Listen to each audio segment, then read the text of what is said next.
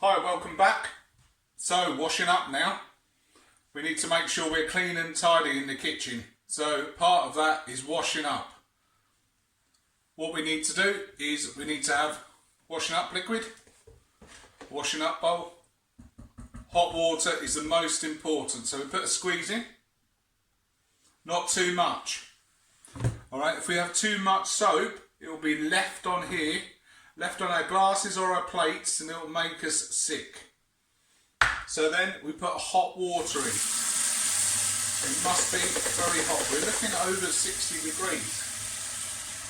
Then we're going to put some cold water in. So I'm going to put some cold water in.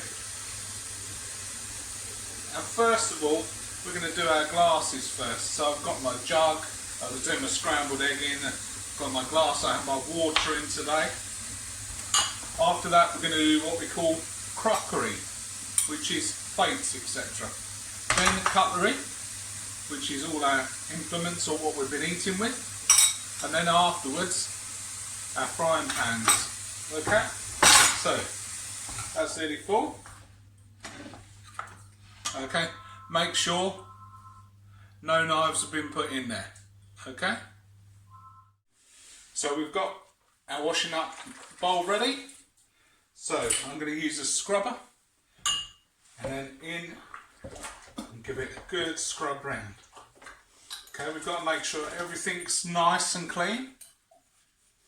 Like I said, we're going to do glasses first. Then we're going to drain that. Okay, get right in there, make sure it's all clean. Okay, then cutlery next. You can use a brush. Okay, if you want to put washing up gloves on, then feel free. That helps helps cut down the heat if your water's too hot. Yeah, don't put cold water in. Put some gloves on. Okay, so nice and clean. Now,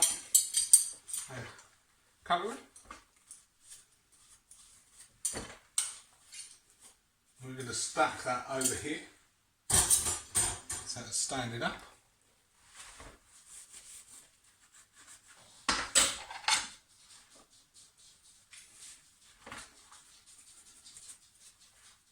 So sometimes we might have to rinse this, which means wash it off in hot water as well.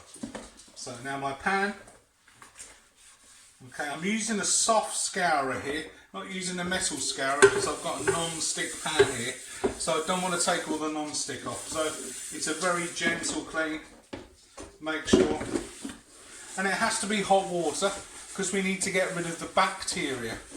We also need to get rid of the grease.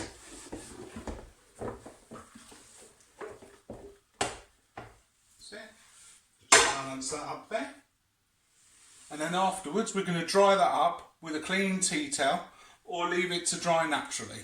Okay, enjoy and make sure you do this every time you cook.